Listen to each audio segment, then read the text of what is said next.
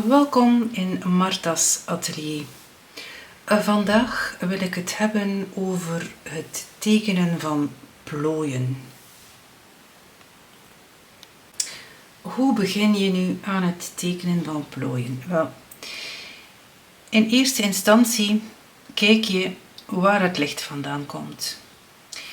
Hier in deze foto komt het licht van links. En je ziet het omdat op deze plooi links het licht zit en rechts de schaduw. Evenzo hier, hier en ook een stukje hier.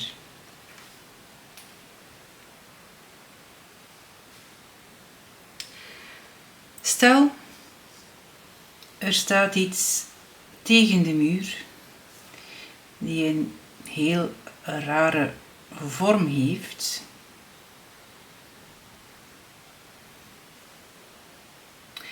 En het licht komt hier en schijnt op dit vlak. Wat gebeurt nu? Dit vlak komt volledig in het licht te zitten. Wanneer we nu verder kijken en we zien naar dit hier. Dit vlak ligt ten opzichte van de lichtbron in een andere positie, waardoor het ook een andere tonale waarde krijgt. Dus telkens wanneer een vlak van richting verandert, krijgt het dus een andere tonale waarde. Stel dat je hier naar dit hoekje kijkt, dan zal dit gedeelte een heel diepe schaduw krijgen. Waarom? Omdat het licht gewoon niet tot daar geraakt.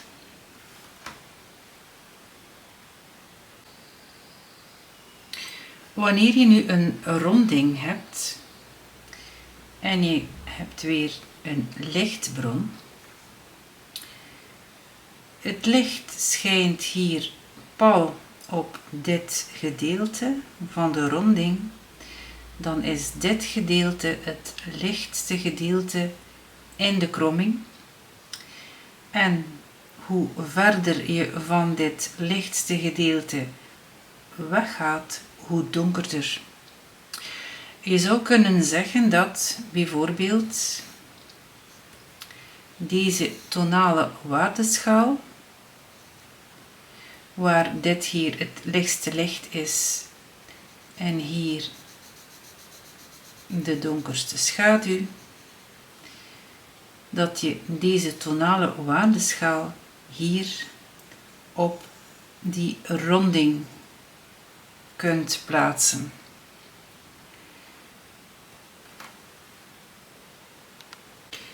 Aangezien nu een plooi rond is, dan krijg je dit fenomeen dat waar het licht rechtstreeks op schijnt, de lichtste tonale waarde krijgt, en hoe verder de ronding zich van de lichtbron verwijdert, hoe donker. Je ziet dus hier deze draaiing. Dit gedeelte is het lichtste gedeelte en hoe meer de draaiing weggaat van het licht, hoe donkerder dit wordt. Als beginnend tekenaar kan je oefenen om een gradatie te plaatsen op een tonale waardeschaal, het zij van licht naar donker en of van donker naar licht. Zo kan je heel makkelijk de gradatie hier op deze plooi gaan tekenen. Want wat ik hier zie, dat is dat hier heel veel licht zit op de linkerkant van deze plooi.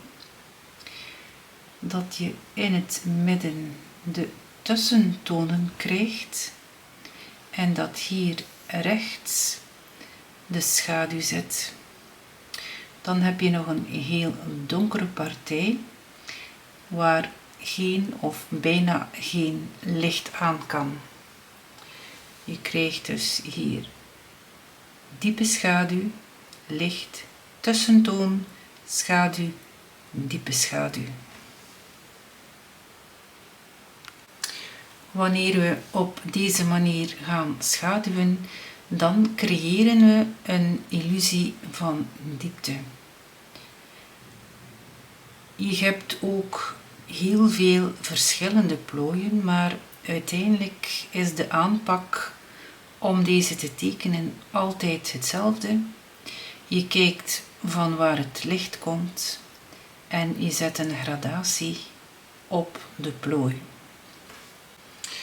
Dit is nu eenmaal de lichtwerking en hoe wij de werkelijkheid zien.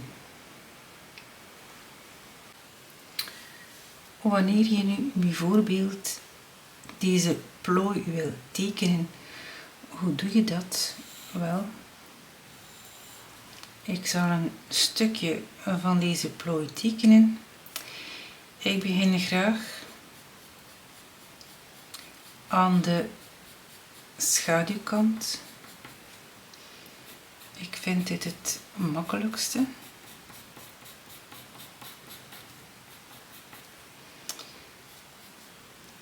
En ik ga van de schaduwkant naar de lichtkant met de arcering.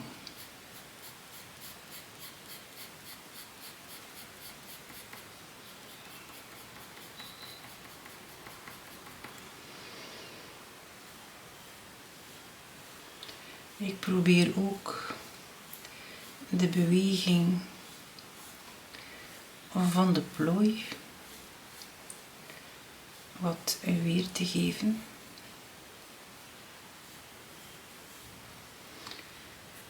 Wat maakt dat de ronding wat prominenter wordt.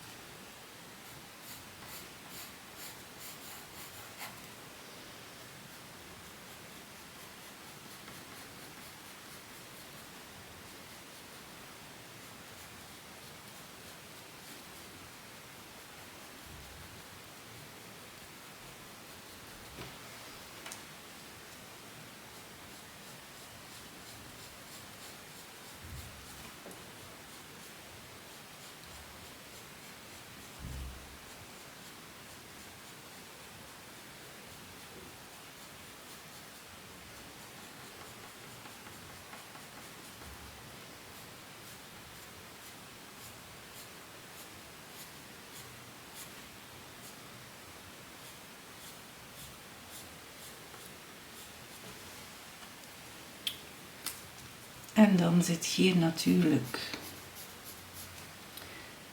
een diepe schaduw tegen.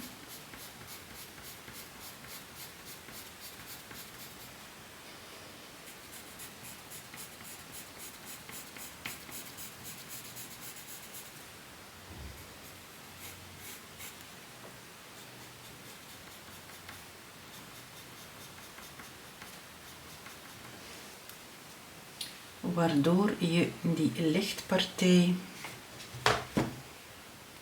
beter ziet. Je kan hier met de kneedgom opnieuw een klein stukje uithalen.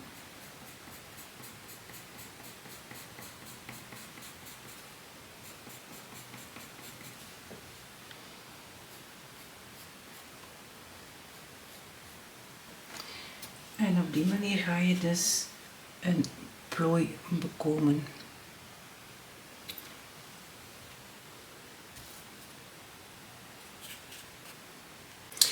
Wil je nu deze drapage gaan tekenen, hoe ga je hiermee te werk? Je ziet, er is heel wat. Begin met de grotere delen te zoeken die je hier in deze stof vindt. En bepaal gewoon de richtingen die je ziet.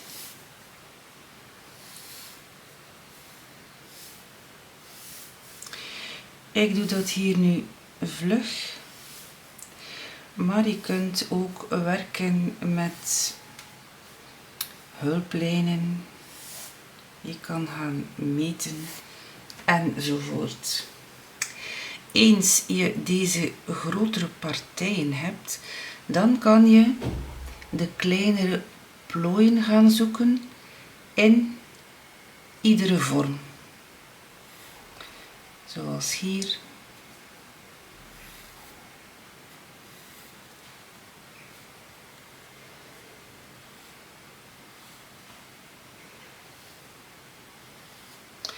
Het is bijna alsof je een puzzel samenstelt.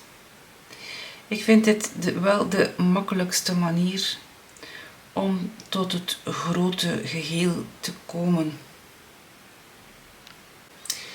Eens je deze puzzel hebt samengesteld, dan kan je gaan schaduwen. En dat doe je weer zoals we deze vorige plooi hebben geschaduwd.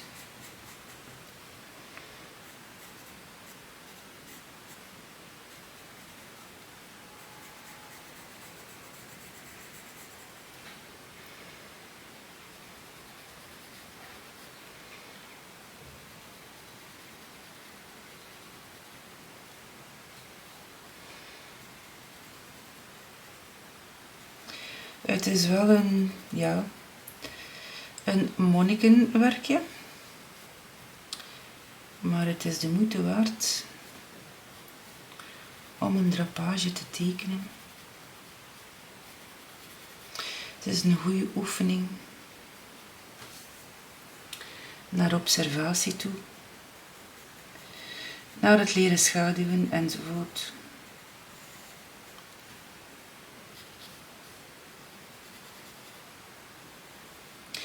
Probeer terwijl je aan het tekenen bent niet te denken dat je plooien tekent, maar kijk gewoon naar vorm, naar licht, naar donker. En op die manier ga je dus alle elementen gaan inschaduwen. Stel je hebt ze allemaal ingeschaduwd, geef dan gewoon over het geheel een tonale waarde om alle elementen opnieuw te binden. En dan kan je eventueel met je kneedgom de lichte delen er opnieuw uithalen. Probeer niet al te veel te denken of commentaar te hebben in je hoofd terwijl je tekent. Want taal zit voornamelijk in de linker hersenhelft van ons hoofd, terwijl het zien om te tekenen vooral in de rechter hersenhelft zit. Dus wat ik hier nu doe, praten en tekenen, dat is niet zo goed voor de observatie. Dus probeer het niet te doen wanneer je alleen zit te tekenen. En kijk gewoon naar wat je ziet, zonder te oordelen. Dat is de beste manier om tot een goed resultaat te komen. Ik heb deze tekening nu overtrokken met stift, opdat je beter zou zien wat ik hier getekend heb. Ziezo, dit was het dan. Een beetje uitleg over het tekenen van plooien. Ik hoop dat je het interessant vond. En tot nog eens. Dag!